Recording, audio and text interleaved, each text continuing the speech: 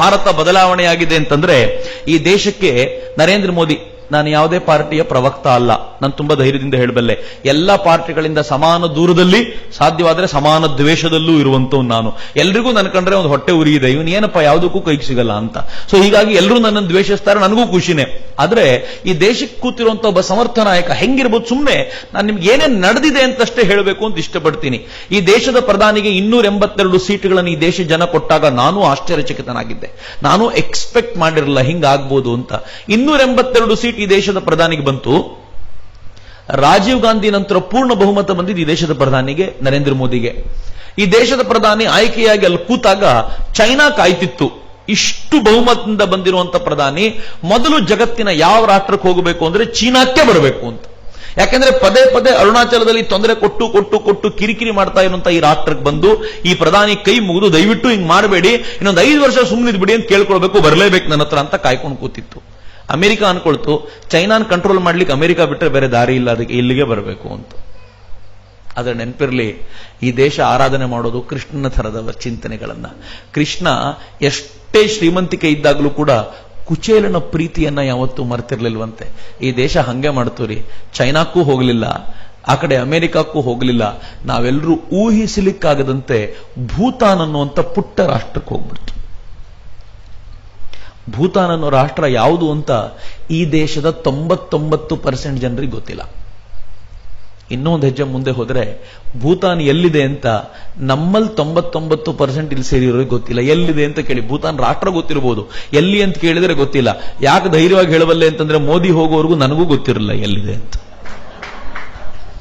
ಮೋದಿ ಹೋದಾಗ ನಾನು ಸುಮ್ಮನೆ ಗಮನಿಸ್ತಿದ್ದೆ ಭೂತಾನ್ ಎಲ್ಲಿದೆ ನೋಡ್ಬಿಡೋಣ ಅಂತ. ಆಗ ನನಗೆ ಗೊತ್ತಾಯ್ತು ಭೂತಾನ್ ಇರೋದು ಎಲ್ಲಿ ಅಂದ್ರೆ ಚೈನಾ ಮತ್ತು ಭಾರತದ ನಡುವೆ. ಈ ದೇಶವನ್ನ 10 ವರ್ಷಗಳ ಕಾಲ ನೋಡಿದಂತ 10 ವರ್ಷಗಳ ಕಾಲ ಈ ದೇಶದ ಸುತ್ತಲೂ ಇರುವ ರಾಷ್ಟ್ರಗಳನ್ನ, ನೇಪಾಳ, ಭೂತಾನ, ಬರ್ಮಾ, ಮಯನ್ಮಾರ್, ಬಾಂಗ್ಲಾದೇಶ, ಶ್ರೀಲಂಕಾ, ಪಾಕಿಸ್ತಾನ, ಇಷ್ಟು ರಾಷ್ಟ್ರಗಳನ್ನು ತನ್ನ ತೆಕ್ಕೆಗೆ ತೆಗೆದುಕೊಂಡು ಚೈನಾ ಭಾರತದ ಕುತ್ತಿಗೆ ಹಿಸ್ಕುವಂತ ಕೆಲಸ ಮಾಡ್ತಿತ್ತು. ಈ ದೇಶದ ಪ್ರಧಾನಿ ಭೂತಾನಿಗೆ ಹೋದ್ರು. ಭೂತಾನಿನ ಸಂಸತ್ನಲ್ಲಿ ಅವ್ರ ಭಾಷಣ, ಆ ಸಂಸತ್ತು ರಾಜ ಸಂಸತ್ತು, ಅಲ್ಲಿ ಚಪ್ಪಾಳೆ ಹೊಡೆಯೋಂಗಿಲ್ಲ, ವಿಜಿಲ್ ಬಿಡಿ ಚಪ್ಪಾಳೆನೂ ಹೊಡೆಯೋಂಗಿಲ್ಲ. ಆದ್ರೆ ಮೋದಿಯವರ ಭಾಷಣ ಮುಗಿದ ಮೇಲೆ ಸಂಸತ್ನಲ್ಲಿ ಎಲ್ಲರೂ ಹಳೆಯ ರೆಕಾರ್ಡ್ ಎಲ್ಲ ಮುರಿದು ಎದ್ದು ನಿಂತ್ಕೊಂಡು ಚಪ್ಪಾಳೆ ಹೊಡೆದ್ಬಿಟ್ರು. ರಾಜ ಗಾಬರಿ ಆಗ್ಬಿಟ್ಟ. ನರೇಂದ್ರ ಮೋದಿ ಅವ್ರನ್ನ ಗಟ್ಟಿಯಾಗಿ ತಬ್ಕೊಂಡು, ಕಲ್ಚರಲಿ ನಾವು ಭಾರತಕ್ಕೆ ಹತ್ರ, ಇಷ್ಟು ವರ್ಷ ಯಾರ ಜೊತೆಗೋ ಇದ್ವಿ, ಇನ್ಮೇಲೆ ಭಾರತದ ಜೊತೆಗೇನೆ, ಯಾವ ಕಾರಣಕ್ಕೂ ಬೇರೆಯವ್ರ ಜೊತೆ ಇಲ್ಲ ಅಂದ್ಬಿಟ್ರು. ಚೈನಾ ಜೊತೆಗಿದ್ದ ಒಂದು ರಾಷ್ಟ್ರ ಭಾರತದ ಬುಟ್ಟಿಗೆ ಬಿತ್ತು. ಚೈನಾ ಅನ್ಕೊಳ್ತು ಇದೇ ತಾನೆ ಭೂತಾನ್ ತಾನೆ, ಹೋಗ್ಲಿ ಬಿಡಿ ಅಂತ. ಮುಂದೇನು ಚೈನಾಗ್ ಬರಲೇಬೇಕು, ಎಲ್ಲಿಗೆ ಹೋಗ್ತಾ ನೋಡೇ ಬಿಡೋಣ ಅಂತ ಈ ದೇಶದ ಪ್ರಧಾನಿ ನೇಪಾಳಕ್ಕೆ ಹೋದ್ರು. ಸುಮ್ಮನೆ ಹೋಗಲಿಲ್ಲ. 18 ವರ್ಷ, ಅವ್ರ 18 ವರ್ಷಗಳಿಂದ ಒಬ್ಬ ಹುಡುಗ ತಪ್ಸ್ಕೊಂಡ್ ಬಂದ್ಬಿಟ್ಟಿದ್ದ ನೇಪಾಳದಿಂದ ಗುಜರಾತಿಗೆ. ಅವನು ಇವ್ರ ಹತ್ರ ಸಿಕ್ಕದ, ಪ್ರಚಾರಕ್ಕಿದ್ರು ಆಗ ನರೇಂದ್ರ ಮೋದಿ. ಅವನನ್ನು ತಾವೇ ಕರ್ಕೊಂಡು ಬಂದು ಅವನಿಗೆ ಚೆನ್ನಾಗಿ ಓದಿಸಿ ಕೆಲಸ ಎಲ್ಲ ಕೊಡಿಸಿ 18 ವರ್ಷಗಳಿಂದ ನೋಡ್ಕೊಂಡಿದ್ರು. ಕರ್ಕೊಂಡೋದ್ರು ನೇಪಾಳಕ್ಕೆ. ನಿಮ್ ಹುಡುಗನ್ ಸಾಕೊಂಡಿದ್ದೆ, ತಗೊಳ್ಳಿ ನಿಮ್ ಹುಡುಗನ್ನ ಅಂತ. ಆ ಪುಣ್ಯಾತ್ಮ ನನ್ನ ಹಳ್ಳಿಗೆ ಹೋದ, ಅಪ್ಪ ಅಮ್ಮನ್ ಮಾತನಾಡಿಸ್ದ, ಇಷ್ಟೇ ನಾನು ವಾಪಸ್ ಅಲ್ಲಿಗೆ ಹೋಗ್ತೀನಿ, ನಿಮ್ಮ ನೋಡ್ಬೇಕು ಅಂತಿತ್ತು, ನನಗೆ ಅವ್ರು ಇಷ್ಟ ಆಗಿದ್ದಾರೆ, ಅಲ್ಲೇ ಇದು ಬಿಡ್ತೀನಿ ಎಂದ. ಹೆಂಗಿರ್ಬೋದು ಪರಿಸ್ಥಿತಿ ಯೋಚನೆ ಮಾಡಿ. ಅಮೆರಿಕಾದ ಪ್ರಧಾನಿ ಬರಾಕ್ ಒಬಾಮಾ ಫಲಿಮಾರ್ನ ಒಬ್ಬ ಹುಡುಗ ತಪ್ಪಿಸ್ಕೊಂಡ್ಬಿಟ್ಟಿದ್ದ. 20 ವರ್ಷಗಳಿಂದ ಅವನು ಚೆನ್ನಾಗಿ ನೋಡ್ಕೊಂಡಿದ್ದೀನಿ, ತಗೊಳ್ಳಿ ನಿಮ್ 3 ಹುಡುಗ ಅಂತ ಇಲ್ಲಿ ಕರ್ಕೊಂಬಂದ್ ಕೊಟ್ಟು, ಅವನು ಅಮೆರಿಕಾದ ಬರಾಕ್ ಒಬಾಮನ್ ತುಂಬಾ ಹೊಗಳಿ ನಾನು ಅಲ್ಲಿಗೆ ಹೋಗ್ತೀನಿ, ಇದು ಬೇಡ ಅಂತ ಹೊರಟುಬಿಟ್ರೆ ಫಲಿಮಾರಿನ ಕಥೆ ಏನಾಗಬೇಕು? ಏನ್ ದೇವರಪ್ಪ ಬರಾಕ್ ಒಬಾಮಾ ಅಂತ ಒಪ್ಕೊಂಡ್ಬಿಡ್ತೀವಿ ಅಂತ. ಹಂಗೆ ಆಯ್ತು ನೇಪಾಳದ ಪರಿಸ್ಥಿತಿ. ಹೆಂಗಾಗ್ಬಿಡ್ತು ಅಂದ್ರೆ ನೇಪಾಳದ ಜನ ಈ ಮನುಷ್ಯ ಸಾಮಾನ್ಯನಲ್ಲ ಅಂತ ನೇಪಾಳದ ರಾಜ ಹೇಳಿದ್ರು, ನೇಪಾಳದ ಮುಖ್ಯಸ್ಥರು ಹೇಳಿದ್ರು, ಏನೇ ಹೇಳಲಿ ನಾವು ಭಾರತ ಜೊತೆಗಿದ್ದೀವಿ, ಇನ್ಯಾವ ರಾಷ್ಟ್ರ ಜೊತೆ ಇಲ್ಲ ಅಂತ. ಚೈನಾದ ಬಕೆಟ್ ಅಲ್ಲಿದ್ದಂತ 2ನೇ ರಾಷ್ಟ್ರ ಭಾರತಕ್ಕೆ ಬಂದ್ಬಿಟ್ಟು ನೆರೆ ಹೊರೆ ತುಂಬಾ ಚೆನ್ನಾಗಾಯ್ತು. ಚೈನಾ ಅನ್ಕೊಳ್ತು ಈಗಲಾದ್ರೂ ಬರಬೇಕಲ್ಲ. ಆಗ ನಿಜವಾದ ದಾಳ. ಅಜಿತ್ ದೋವಲ್ ನೇತೃತ್ವದಲ್ಲಿ ಭಾರತ ನಿಶ್ಚಯ ಮಾಡ್ತು, ಈಗ ನಾವು ಚೈನಾಕ್ ಹೋಗಲ್ಲ, ಜಪಾನಿಗೆ ಹೋಗ್ತೀವಿ ಅಂತ. ಯಾಕೆ ಜಪಾನಿಗೆ ಗೊತ್ತಾ? ಹೇಗೆ ಭಾರತ ಪಾಕಿಸ್ತಾನ ಪಿಒಕೆಗೋಸ್ಕರ ಕಿತ್ತಾಡುತ್ತೋ, ಹಂಗೆ ಚೈನಾ ಮತ್ತು ಜಪಾನ್ ಮಧ್ಯದಲ್ಲಿರುವಂತಹ ಒಂದು ಗುಡ್ಡ ಸೇನ್ಕಾಕುಗೋಸ್ಕರ ಕಿತ್ತಾಡುತ್ತೆ. ಈ ಗುಡ್ಡ ನಮ್ದು, ಈ ಗುಡ್ಡ ನಮ್ದು ಅಂತ ಇಬ್ರು ಕಿತ್ತಾಡ್ತಿರ್ತಾರೆ. ಆ ಹೊತ್ನಲ್ಲಿ ಈ ದೇಶ ಜಪಾನಿಗೆ ಹೋಯ್ತು. ಜಪಾನ್ನಲ್ಲಿ ನಿಂತ್ಕೊಂಡು ಈ ದೇಶದ ಪ್ರಧಾನಿ ಭಾಷಣ ಮಾಡಿದ್ರು. ಕೇಳಬೇಕು, ಬಹಳ ಚೆನ್ನಾಗಿದೆ. ನೀವು ಆ ಭಾಷಣದಲ್ಲಿ ಹೇಳ್ತಾರೆ, ವಿಸ್ತರಣವಾದ ಯಾರಿಗೂ ಒಳ್ಳೇದಲ್ಲ.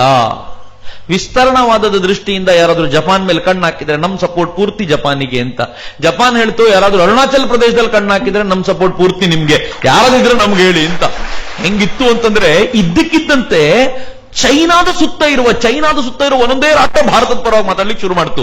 ಹೇಗೆ ಭಾರತದ ಕತ್ತನ್ನು ಹಿಸ್ಗ ಅವರು ಪ್ರಯತ್ನ ಪಟ್ಟಿದ್ರು, ಈಗ ಭಾರತ ಚೈನಾದ ಕತ್ತನ್ನು ಹಿಸ್ಗೋ ತಯಾರಿ ನಡೆಸ್ತಾ ಇತ್ತು. ಚೈನಾದ ಅಧ್ಯಕ್ಷರಿಗೆ ಅನ್ನಿಸ್ತು ಇನ್ ಸ್ವಲ್ಪ ದಿನ ಬಿಟ್ಟರೆ ವಿಯೆಟ್ನಾಂಗೆ ಹೋಗ್ತಾರೆ, ಅಲ್ಲೂ ಇನ್ ಸ್ವಲ್ಪ ಬಿಟ್ಟರೆ ಒಳಗೆ ಟಿಬೆಟ್ನ ಮೂಲಕ ನಮ್ಮ ವಿರುದ್ಧ ಎದ್ದು ನಿಲ್ಲಿಸ್ಬಿಡ್ತಾರೆ. ಆಮೇಲೆ 10 ವರ್ಷ ಭಾರತ ಏನು ಒದ್ದಾಡಿತ್ತೋ ಆ 10 ವರ್ಷ ನನ್ನ ಪರವಾಗಿ ಅದೇ ಪರಿಸ್ಥಿತಿ ಆಗಿಬಿಡುತ್ತೆ. ಅದಕ್ಕೆ ನಾನು ಭಾರತದೊಂದಿಗೆ ಸಂಬಂಧ ಇಟ್ಕೊಳ್ಳೋದು ಒಳ್ಳೇದು ಅಂತ ಚೈನಾದ ಅಧ್ಯಕ್ಷರು ತಮ್ಮ ಅಂಬಾಸಿಡರ್ ಮೂಲಕ ಹೇಳಿ ಕಳಿಸಿದ್ರು. ಸರ್, ನಮ್ಮ ಚೈನಾದ ಅಧ್ಯಕ್ಷರು ಮುಂದಿನ ವಾರ ಶ್ರೀಲಂಕಾಗೆ ಹೋಗ್ತಿದಾರಂತೆ, ಅದು ಮುಗಿಸ್ಕೊಂಡು ಭಾರತಕ್ಕೆ ಬಂದು ಹೋಗ್ಬೋದಾ? ನಾವು ಬರಲಿ ಅಂತ ಕಾಯ್ತಾ ಇದ್ದಂತ ಚೀನಾ ಈಗ ತಾನಾಗಿ ಭಾರತಕ್ಕೆ ಬಂತಲ್ಲ, ಭಾರತ ಬದಲಾಗಿದೆ ಅಂತ. ಅಮೆರಿಕದ ಅಧ್ಯಕ್ಷರು ವೀಸಾ ಕೊಡಲ್ಲ ಅಂತ ಹೇಳ್ತಿದ್ರು ಮುಖ್ಯಮಂತ್ರಿಗೆ. ಈ ದೇಶದ ಪ್ರಧಾನಿ ಸ್ವಾಗತ ಮಾಡಿದ್ರು. ದಯವಿಟ್ಟು ಅವತ್ತಿನ ಪೇಪರ್ಗಳನ್ನು ಓದಿ, ಯಾವುದೂ ಉತ್ಪ್ರೇಕ್ಷೆ ಅಲ್ಲ. ಸ್ವಾಗತ ಮಾಡಬೇಕಾದ್ರೆ 1.5 ಗಂಟೆಗಳ ಟ್ರೈನಿಂಗ್ ಆಗಿತ್ತು ಅಮೆರಿಕದ ಅಧ್ಯಕ್ಷರಿಗೆ. ಯೂಶುವಲ್ ಆಗಿ ಅವ್ರು ಏನು ಅಂದ್ರೆ ಜಗತ್ತಿನ ಸಾಮಾನ್ಯ ರಾಷ್ಟ್ರಗಳು ಯಾರಾದ್ರೂ ಬಂದ್ರೆ ಶೇಕ್ ಹ್ಯಾಂಡ್ ಕೊಡಲ್ಲ, ಬೆನ್ ತಟ್ತಾರೆ. ಮನಮೋಹನ್ ಸಿಂಗ್ ಹಳೆ ವಿಡಿಯೋ ನೋಡಿ, ಬೆನ್ ತಟ್ಟಿ ವೆಲ್ಕಮ್ ಮಾಡ್ತಾರೆ.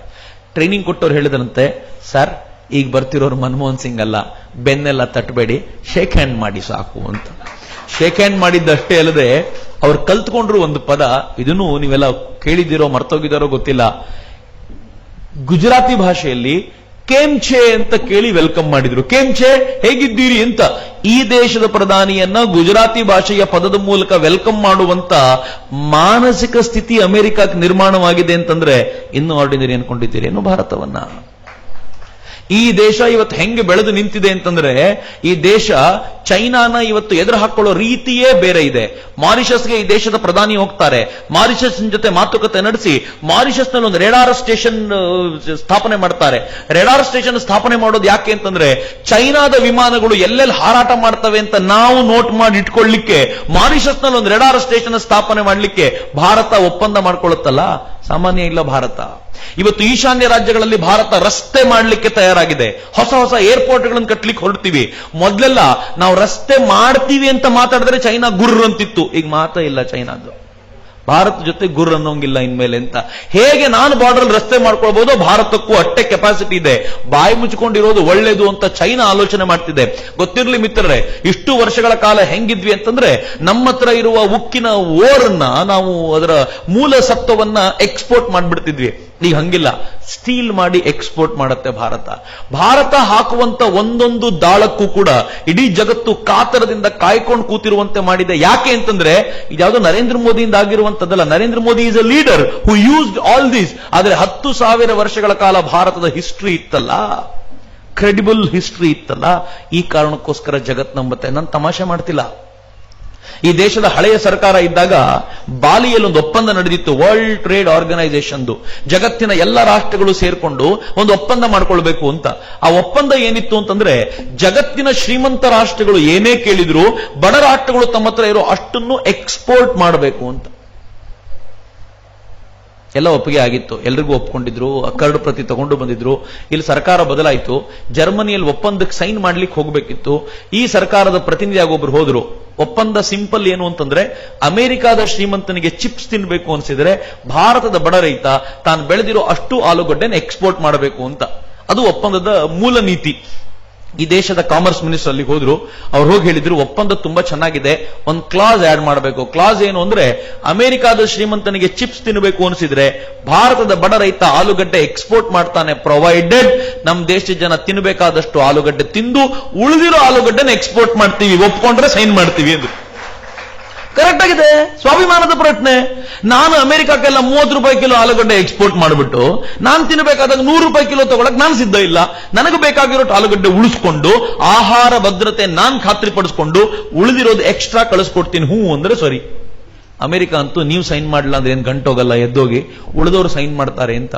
ಗೊತ್ತಿರಲಿ, ಬಹಳ ಹೆಮ್ಮೆಯ ವಿಚಾರ, ಕಾಲರ್ ಟೈಟ್ ಮಾಡ್ಕೊಳ್ಳೋ ವಿಚಾರ. ನಾವು ಸೈನ್ ಮಾಡಲ್ಲ ಅಂತ ಗೊತ್ತಾದ ತಕ್ಷಣ ಜಗತ್ತಿನ 50%ಗೂ ಹೆಚ್ಚು ರಾಷ್ಟ್ರಗಳು ಇಂಡಿಯಾ ಸೈನ್ ಮಾಡಲ್ವಂತ, ನಾವು ಮಾಡಲ್ಲ ಅಂದಿದ್ರೆ ಹೋಗಿ ಅಂದ್ರು. ಅಮೆರಿಕ ಗಾಬರಿ ಆಯ್ತು, ಇಂಡಿಯಾ ಸೈನ್ ಮಾಡಲ್ಲ ಅಂದ್ರೆ ನೀವ್ ಯಾಕೆ ಮಾಡಲ್ಲ? ಅದಕ್ಕೆ ಯಾರೋ ಒಂದಷ್ಟು ಜನ ಹೇಳಿದ್ರಂತೆ, ಜಗತ್ತಿನ ಭೂಪಟದಲ್ಲಿ ನಾವು ಭಾರತವನ್ನು ನಂಬ್ತೀವಿ ಹೊರತು ಅಮೆರಿಕನಲ್ಲ ಅಂತ. ಯಾರೋ ಹೇಳಿದ್ರು, 10,000 ವರ್ಷಗಳಿಂದ, ಇದು ಕ್ರೆಡಿಬಲ್ ಹಿಸ್ಟ್ರಿ ನಮ್ದು, 10,000 ವರ್ಷಗಳಿಂದ ಭಾರತ ಯಾವುದೇ ರಾಷ್ಟ್ರಕ್ಕೂ ಮೋಸ ಮಾಡಲಿಲ್ಲ. 400 ವರ್ಷಗಳಿಂದ ನೀವು ಯಾರನ್ನೂ ಉದ್ಧಾರ ಮಾಡಲಿಲ್ಲ. ನಿಮ್ಮನ್ನು ನಂಬಬೇಕು, ಅವರನ್ನು ನಂಬಬೇಕು. ಕ್ರೆಡಿಬಲ್ ಹಿಸ್ಟ್ರಿ ನಮ್ದು. ನಮ್ಮ ಬಗ್ಗೆ ಎಂಥ ಗೌರವ ಇದೆ, ಎಂಥ ಹೆಮ್ಮೆ ಇದೆ ಅಂತಂದ್ರೆ 10,000 ವರ್ಷಗಳಿಂದ ಈ ಗೌರವವನ್ನು ಕಾಪಾಡ್ಕೊಂಡು ಬಂದಿದ್ದೀವಿ. ಮತ್ತೆ ಎದೆ ತೆಗೆಸ್ಕೊಂಡು ಕೂತ್ಕೊಳ್ತೀವಿ, ಭಾರತ ಹಾಳಾಗೋಗಿದೆ, ಭಾರತ ಏನಕ್ಕೂ ಲಾಯಕ್ಕಿಲ್ಲ ಅಂತ. ಭಾರತದ ಮನಸ್ಸು ಹಾಳಾಗೋಗಿದೆ ಅಷ್ಟೇ. ಇವತ್ತು ಭಾರತದ ಸ್ಥಿತಿಗತಿ ಹೆಂಗಿದೆ ಅಂತಂದ್ರೆ, ಈ ದೇಶದ ಪ್ರಧಾನಿ ಹೋಗಿ ಯುನೈಟೆಡ್ ನೇಷನ್ಸ್ ನಲ್ಲಿ ಭಾಷಣ ಮಾಡ್ತಾ ಬಹಳ ಚೆನ್ನಾಗಿದೆ ಅದು. ಅವ್ರು ಹೇಳಿದ್ರು ನಿಮ್ಮ ಆರೋಗ್ಯ ಹಾಳಾಗಿದೆ, ಯಾಕೆ ಅಂತಂದ್ರೆ ನೀವು ಯೋಗ ಮಾಡೋದು ಬಿಟ್ಟಿದ್ದೀವಿ, ನೀವ್ಯಾಕೆ ಯೋಗ ಮಾಡಬಾರದು, ಒಂದು ಇಂಟರ್ನ್ಯಾಷನಲ್ ಯೋಗ ಡೇ ನಾವು ಮಾಡೋಣ ಅಂತ ಕೇಳಿದ್ರು. ಅವರು ಏನು ಸುಮ್ಮನೆ ಕೇಳಿದ್ರೇನೋ ಯಾರಿಗೆ ಗೊತ್ತು, ಸುಮ್ಮನೆ ಕೇಳಿದ್ರು ಅಷ್ಟೇ. ಅವ್ರು ವಾಪಸ್ ಬರ್ಬೇಕಾದ್ರೆ 130 ರಾಷ್ಟ್ರಗಳು ಸೈನ್ ಮಾಡಾಗಿದ್ವಿ, ವಿ ಆರ್ ರೆಡಿ. ಅವರಿಗೆ ಗಾಬರಿ ಆಗಿರಬೇಕು. ಮೊನ್ನೆ 2 ತಿಂಗಳಿಂದ ಈ ದೇಶದ ಪ್ರಧಾನಿ ಟ್ವೀಟ್ ಮಾಡಿದ್ದಾರೆ, ಹೇಳಿದ್ದಾರೆ 177 ರಾಷ್ಟ್ರಗಳು ಜೂನ್ 21ಕ್ಕೆ ಇಂಟರ್ನ್ಯಾಷನಲ್ ಯೋಗ ಡೇ ಆಚರಣೆ ಮಾಡ್ತವೆ. ಅದರಲ್ಲಿ 40 ಮುಸ್ಲಿಂ ರಾಷ್ಟ್ರಗಳಿವೆ. ನಾನು ಕೇಳಿದೆ ಮುಸ್ಲಿಂ ರಾಷ್ಟ್ರಗಳು ಹೆಂಗ್ ಸೈನ್ ಮಾಡಿದ್ವು? ಅದಕ್ಕೆ ನನ್ನ ಮಿತ್ರ ಒಬ್ಬ ಮುಸ್ಲಿಂ ಇದ್ದಾರೆ, ಅವ್ರು ನನಗೆ ಹೇಳಿದ್ರು, ಯಾಕೆ ಆರೋಗ್ಯ ನಮಗೂ ಬೇಡವಾ, ನಮಗೂ ಆರೋಗ್ಯ ಬೇಕು, ಅದಕ್ಕೆ ಸೈನ್ ಮಾಡಿದ್ದಾರೆ ಅವರೆಲ್ಲ. ಈ ಭಾರತ ಕೊಟ್ರೆ ಒಳ್ಳೇದು ಕೊಡುತ್ತೆ ಅಂತ ಗೊತ್ತು ನಮಗೆ ಅಂತ. ಜಗತ್ತು ಹೇಳುತ್ತೆ ಭಾರತ ಏನಾದ್ರೂ ಕೊಟ್ರೆ ಒಳ್ಳೇದು ಕೊಡುತ್ತೆ, ಕೆಟ್ಟದನ್ನು ಕೊಟ್ಟು ಗೊತ್ತೇ ಇಲ್ಲ ಈ ರಾಷ್ಟ್ರಕ್ಕೆ. ಈ ತರದ ಕ್ರೆಡಿಬಿಲಿಟಿ ಇರೋ ನಾವು ಎದೆ ತೆಗೆಸ್ಕೊಂಡು ಕೂತ್ಕೊಳ್ಳೋದು ಹೆಂಗೆ? ನಾನು ಅದಕ್ಕೆ ತಮಾಷೆ ಮಾಡಿ ಹೇಳ್ತಿದ್ದೆ, ವಿಶ್ವಗುರು ಹಾಗೆ ಹೋಗುತ್ತೆ ಜೂನ್ 21ಕ್ಕೆ. ಹೆಂಗಾಗುತ್ತೆ ವಿಶ್ವಗುರು? ಯೋಗ ಮಾಡೋದಂದ್ರೆ ಸುಮ್ಮನೆ ಅನ್ಕೊಂಡಿದ್ದೀರಾ? ಕಣ್ಮುಚ್ಚಿ 3 ಸಲ ಓಂಕಾರ ಹೇಳಿ ಅಂತಂದ್ರೆ, ಓಂಕಾರ, ಭಾರತದ ಓಂಕಾರನಾದ ಯಾವುದು ಅಕ್ಷರ, ಯಾವುದು ಶಾಶ್ವತ ಅಂತ ಹೇಳ್ತೀವೋ ಆ ಓಂಕಾರನಾದ ಜಗತ್ತಿನ ಮೂಲೆ ಮೂಲೆಗಳಲ್ಲಿ ಜೂನ್ 21ಕ್ಕೆ ಪ್ರತಿಧ್ವನಿಸುತ್ತಲ್ಲ, ಅವತ್ತು ಭಾರತ ವಿಶ್ವಗುರು ಆಗೋದಿಲ್ಲ ಅನ್ಕೊಂಡಿದ್ದೀರೇನು? ವಿಶ್ವಗುರುತ್ವಕ್ಕೆ ಮೊದಲನೇ ಹೆಜ್ಜೆಯನ್ನ ಈ ಜೂನ್ 21ಕ್ಕೆ ಇಡ್ತಾ ಇದ್ದೀವಿ ನಾವು. ಈಗಾಗಲೇ ಜಗತ್ತಿನ ಅನೇಕ ರಾಷ್ಟ್ರಗಳಲ್ಲಿ ಭಾರತದ ಎಂಬೆಸಿ ಎಲ್ಲಿದೆಯೋ ಅಲ್ಲೆಲ್ಲ ಆ ರಾಷ್ಟ್ರಗಳ ಪ್ರಮುಖರು ಬಂದು ಯೋಗವನ್ನ ಕಲ್ತ್ಕೊಂಡು ಟ್ರೈನ್ ಮಾಡಲಿಕ್ಕೆ ಸಿದ್ಧರಾಗ್ತಿದ್ದಾರೆ. ಯೋಚನೆ ಮಾಡಿ ಹೆಂಗ್ ನಡೀತಿರಬಹುದು ಈಗ ಅಂತ. ಇಡೀ ಜಗತ್ತು ಭಾರತ ಏನ್ ಕೊಡುತ್ತೋ ಅಂತ ಕಾತರದಿಂದ ಕಾಯ್ಕೊಂಡು ಕೂತಿದೆ. ಹಾಗೆ ಕೊಡುವ ಹಂತದಲ್ಲಿ ವಿಮುಖರಾಗಬಾರದು ಅನ್ನುವಂಥ ಜವಾಬ್ದಾರಿ ನಮ್ಮ ಹೆಗಲ ಮೇಲೆ ಇರಬೇಕಷ್ಟೇ. ನನ್ನ ಭಾರತವನ್ನು ಸುಂದರ ಮಾಡೋದು ನಮ್ಮ ಪ್ರತಿಯೊಬ್ಬರ ಕರ್ತವ್ಯ. ಹಂಗೆ ತಿಳ್ಕೊಳ್ಬೇಡಿ, ಯಾರೋ ಮಾಡ್ತಿರ್ತಾರೆ, ಮೋದಿ ಮಾಡ್ತಿರ್ತಾರೆ, ಅವ್ರು ಮಾಡ್ಕೊಂಡ್ರೆ ಒಂದು ಟೀಮ್ ಮಾಡ್ಕೊಳ್ತಿರ್ತಾರೆ. ಹಂಗಲ್ಲ, ಒಬ್ಬ ವ್ಯಕ್ತಿಯಿಂದ ಆಗೋದು ಅಲ್ವೇ ಅಲ್ಲ, ಇದು ಇಡೀ ರಾಷ್ಟ್ರ ಆಗಬೇಕು. ನಾನು ತುಂಬಾ ಹೆಮ್ಮೆಯಿಂದ ಹೇಳ್ತೀನಿ, ನಾನು ಸುಮಾರು ಒಂದು 4-5 ತಿಂಗಳಾಗಿರ್ಬೋದು, ನಾನು ಒಬ್ಬ ಸ್ವಾಮೀಜಿಯವರನ್ನು ಭೇಟಿ ಮಾಡ್ಲಿಕ್ಕೆ ಹೋಗಿದ್ದೆ. ನಾನು ಬರೋದನ್ನೇ ಕಾಯ್ತಾ ಇದ್ದವ್ರ ತರ ಸ್ವಾಮೀಜಿ ಹೇಳಿದ್ರು, ಚಕ್ರವರ್ತಿ ಒಳ್ಳೆ ಟೈಮಿಗೆ ಬಂದೆ, ಬಾ ಒಂದು ಮ್ಯಾಜಿಕ್ ತೋರಿಸ್ತೀನಿ ಅಂತ. ನನಗೆ ಮ್ಯಾಜಿಕ್ ಅಂದ್ರೆ ಬಲು ಇಷ್ಟ. ನಾನು ಸ್ವಾಮೀಜಿ ಎದುರಿಗೆ ಕೂತ್ಕೊಂಡೆ. ಅವರಂದ್ರು, ನೀನ್ ಏನ್ ಪ್ರಶ್ನೆ ಕೇಳ್ತೀಯೋ, ಇಲ್ಲಿರೋ ಈ ವ್ಯಕ್ತಿ ಆತ್ಮಗಳನ್ನ ವಶಪಡಿಸಿಕೊಂಡಿದ್ದಾನೆ, ಆತ ಬಿಳಿ ಹಾಳೆ ಮೇಲೆ ನಿನ್ನ ಪ್ರಶ್ನೆಗೆ ಉತ್ತರ ಬರೋ ತರ ಮಾಡ್ತಾನೆ ಅಂತ. ನಾನು ಅದನ್ನ ಪಾಲ್ ಬ್ರಂಟನ್ ಪುಸ್ತಕದಲ್ಲಿ ಓದಿದ್ದೆ. ಭಾರತದ ಜನ ಆತ್ಮವನ್ನು ವಶಪಡಿಸಿಕೊಂಡು ಈ ಕೆಲಸ ಮಾಡಿಸ್ತಾರೆ ಅಂತ. ಅದು ವಂಡರ್ಫುಲ್. ಈ ಪುಸ್ತಕ ಓದಿ 15 ದಿನ ಆಗಿದೆ ಅಷ್ಟೇ, ನೀವು ಈ ವ್ಯಕ್ತಿನ ತೋರಿಸಿದ್ರಲ್ಲ, ಬಹಳ ಖುಷಿ ಆಯ್ತು. ಸ್ವಾಮೀಜಿ ಮಾಡಿಸಿ, ನೀವು ಪ್ರಶ್ನೆ ಕೇಳಿ ಎಂದೆ. ಅವರಂದ್ರು, ನನ್ನ ಪ್ರಶ್ನೆ ಕೇಳಿದ್ರೆ ಉತ್ತರನೂ ಸಿಕ್ತು ನನಗೆ ಅಂದ್ರು. ನಾನು ಕೇಳಿದೆ, ನಾನೇನು ಪ್ರಶ್ನೆ ಕೇಳಲಿ, ನೀನೇ ಕೇಳು ಅಂತಂದ್ರು ಅವರು. ನಾನು ಹೇಳಿದೆ, ನಾನು ಕೇಳೋ ಪ್ರಶ್ನೆಗೆ ಅವ್ರ ಆತ್ಮ ಉತ್ತರ ಕೊಡಲ್ಲ ಸ್ವಾಮೀಜಿ, ಸ್ವಲ್ಪ ದೊಡ್ಡ ಪ್ರಶ್ನೆ ಇದು ಅಂತ. ಅವ್ರು ಕೇಳಿದ್ರು, ಕೇಳಾದ್ರೂ ಕೇಳಪ್ಪ ಅಂತ. ನಾನು ಹೇಳಿದೆ, 2 ಪ್ರಶ್ನೆ ನನಗಿರೋದು. ನನ್ನ ಭಾರತ ವಿಶ್ವಗುರು ಯಾವಾಗ ಆಗತ್ತೆ? ಆಗತ್ತೋ ಇಲ್ವೋ ಅನುಮಾನ ಇಲ್ಲ, ಹಾಗೇ ಆಗತ್ತೆ ಅಂತ. ಅದು ವಿಶ್ವಗುರುತ್ವದ ಸ್ಥಾನದಲ್ಲಿ ನಿಲ್ಲುವಂತ, ಇಡೀ ಜಗತ್ತೋದನ್ನ ಆ ದಿಕ್ಕಲ್ಲಿ ನೋಡುವಂತ ಶ್ರೇಷ್ಠ ಸ್ಥಾನ ಯಾವ ಸಂದರ್ಭದಲ್ಲಿ ಲಭಿಸಬಹುದು? 2ನೇ ಪ್ರಶ್ನೆ, ಹಿಂಗಾಗೋದನ್ನ ನಾನು ನೋಡ್ತೀನಾ? ನನಗಿದೊಂದು ಪ್ರಾಬ್ಲಮ್ ಇದೆ. ಅವಾಗ ಇಷ್ಟೆಲ್ಲ ಒದ್ದಾಡ್ಕೊಂಡು, ಇಷ್ಟೆಲ್ಲ ಹುಚ್ಚತ್ತಿಸ್ಕೊಂಡು ಭಾರತ ವಿಶ್ವಗುರುವಾದಾಗ ಮುಂದಿನ ಜನ್ಮದಲ್ಲಿ ನಾವು ನಾಯಿ ನರಿಯಾಗಿ ಹುಟ್ಟಿದ್ರೆ ಏನು ಉಪಯೋಗ? ಈ ಕಣ್ಣಲ್ಲಿ ನೋಡ್ಬೇಕು, ಆಮೇಲೆ ಏನಾಗುತ್ತೋ ಹಾಳಾಗೋಗ್ಲಿ ನನ್ನ ಲೆಕ್ಕಕ್ಕೆ, ಆಮೇಲೆ ಏನ್ ಹುಟ್ತೀವೋ ಹುಟ್ಕೊಳ್ಳೋಣ ಅಂತ. ನಾನು ಹಂಗೆ ಕೇಳಿದೆ. ಕೇಳಿ ಒಂದು 30 ಸೆಕೆಂಡ್ ಆ ಪೇಪರ್ ಮೇಲೆ ನನ್ನ ಕೈ ಇಡಿಸಿದ್ರು, ಪೇಪರ್ ಇಟ್ಟರು, ಅದ್ರ ಮೇಲೆ ಒಂದು ನಿಂಬೆ ಹಣ್ಣಿನ ಮೇಲೆ ಹೆಸರು ಬರೆದು ಪೆನ್ ಇಟ್ಟು ಒಂದು ನ್ಯೂಸ್ ಪೇಪರ್ ಅದ್ರ ಮೇಲೆ ಮುಚ್ಚಿಟ್ಟ ಆ ಮನುಷ್ಯ. ಯಾರ ಕೈಯೋ ಅದ್ರ ಹತ್ರ ಇಲ್ಲ. ಈಗ 30 ಸೆಕೆಂಡ್ ಏನೋ ಮಂತ್ರ ಮಣಮಣ ಮಣಮಣ ಅಂದ್ರು ಅವರು. ಆ ಮಂತ್ರ ಹೇಳಿ 30 ಸೆಕೆಂಡ್ ಆದ್ಮೇಲೆ 30 ಸೆಕೆಂಡ್ ಅಲ್ಲಿ ಯಾರು ಅಷ್ಟು ಸಾಲು ಬರೀಲಿಕ್ಕೆ ಸಾಧ್ಯವೇ ಇಲ್ಲ. ತೆಗೆದು ನನ್ನ ಕೈಲಿಟ್ಟು ಓದಿ ಅಂತಂದ್ರು. ಮೊದಲೊಂದು 3-4 ಸಾಲು ನನಗೆ ಸಂಬಂಧಪಟ್ಟಿದ್ದೇನೋ ಹೇಳಿತ್ತು. ಅದಾದ್ಮೇಲೆ 5ನೇ ಸಾಲಲ್ಲಿ ಭಾರತ ವಿಶ್ವಗುರುವಾಗೋದು ನೀನು ನೋಡಬಹುದು ಅಂತ ಹೇಳ್ತು. ಬಹಳ ಖುಷಿ ಆಯ್ತು ನನಗೆ. ಅಷ್ಟೇ ಸಾಕು ಅನಿಸಿತ್ತು ನನಗೆ. ಆದ್ರೆ ಎಷ್ಟು, ಯಾವಾಗ ಅದ್ರಲ್ಲಿ ಬರೆದಿತ್ತು, 2017ರ ವೇಳೆಗೆ ಇಡೀ ವಿಶ್ವ ಭಾರತವನ್ನು ಅತ್ಯಂತ ಎತ್ತರದ ಸ್ಥಾನದಲ್ಲಿ ನೋಡುತ್ತೆ ಅಂತ ಬರೆದಿದ್ದಾಗ ರೋಮಾಂಚನ ಆಗ್ಬಿಡುತ್ತೆ ನನಗೆ. ಇವತ್ತು ಕೇಳಿದೆ ನಿಮಗೆ ಇಷ್ಟು ಖುಷಿ. 12 ವರ್ಷದಿಂದ ವಿಶ್ವಗುರು ವಿಶ್ವಗುರು ವಿಶ್ವಗುರು ಜಪ ಮಾಡ್ಕೊಂಡು ಬಂದಿರೋ ನನಗೆ 2017ರ ಡೆಡ್ಲೈನ್ ನೋಡಿದ ತಕ್ಷಣ ಹೆಂಗ್ ಅನ್ನಿಸ್ತು ಅಂದ್ರೆ ಕುಣಿದಾಡಬೇಕು ಅಂತ. ಸ್ವಾಮಿಗಳಿದ್ದಾರೆ ಸುಮ್ಮನೆ ಕೂತ್ಕೊಂಡೆ, ನಾನು ಮಾಡಬಾರ್ದಂಗೆ ಅಂತ.